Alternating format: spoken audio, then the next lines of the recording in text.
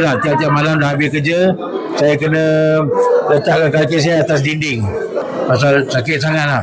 Saya dah dekat 27 tahun lebih dah macam tu kerja. Saya terpaksa berdiri until 5 jam sehari. So bila balik rumah kaki saya memang sakit teruk lah. Tak boleh nak tidur kan. Pasal terlalu sakit. Baik, nama saya Mazen. Bila first time saya pakai Alora series. Kerja saya penyanyi kelab malam. Saya terpaksa berdiri until 5 jam sehari. So bila balik rumah kaki saya memang sakit teruk lah. Tak boleh nak tidur kan. Pasal terlalu sakit. So first time saya gunakan Alora Socks. Dalam masa 3 hari saya dah feel sekarang kaki dah tak sakit lagi dah.